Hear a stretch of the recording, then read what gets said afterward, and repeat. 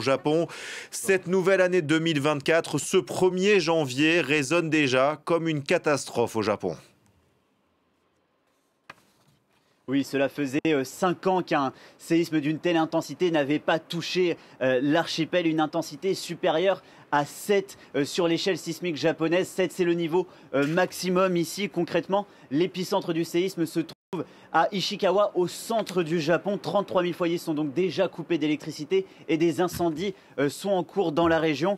Même moi, ici à Tokyo, j'ai pu ressentir quelques secousses alors qu'on se situe à plus de 300 km de l'épicentre, mais rien de grave, tout est sécurisé ici dans la capitale. Alors il faut rappeler qu'au Japon, les habitants sont très habitués au séisme. Dès l'école primaire, les enfants apprennent les consignes de sécurité, par exemple se mettre sous les tables lorsqu'ils sentent les premières secousses. Ici, les chaînes d'information ont directement déclaré l'alerte. Plusieurs lignes de train ainsi que des autoroutes ont été fermées. Alexis, on a tous en tête le drame de Fukushima. Est-ce que le gouvernement est inquiet à propos des centrales nucléaires ?